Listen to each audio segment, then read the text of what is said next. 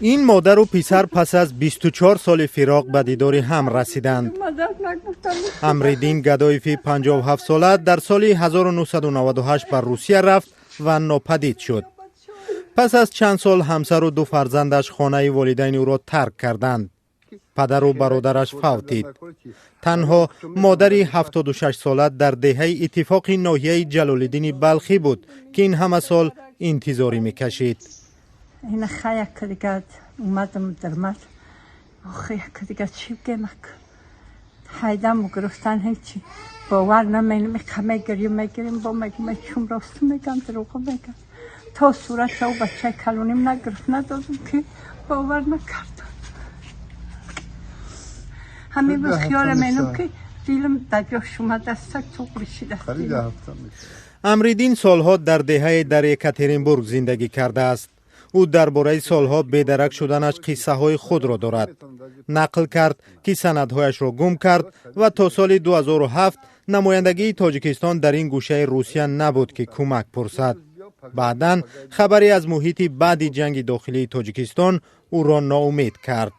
یک بچه اومده بود، بچه شناسای دیگه جو هوای پرسیدم و گفت نمیدونم شوخی کرد چی گفت اولا تو گفت همه چه پروندن همه قطعه میدونم تمام دیگه هیچی گفت چی که پیشه چیز که همه را پروندن اونجا کار کردیم کمتر یک زنی روز قطعی مساعد کردیم خخروشکا قطعی مساعد کردیم اونجا زندگی کردیم خونه همه ایدن خره همه اردام کلون کردیم صاحب نمیسته شدیم اونجا قطعی بانتا قطعی 22 سال حیاتمو گذاشت. همسری روز 8 سال پیش درگذشت و دختران زن به او کمک کردند تا به وطن برگردد. نزدیکانش در وطن فکر داشتند که او دیگر زنده نیست و مراسم های خیرباد او را برگزار کردند. درجی خیر خلویش دادند. انا بعد دوره یکی پیدا شد باور که یک تشمی خانم حیران شدم.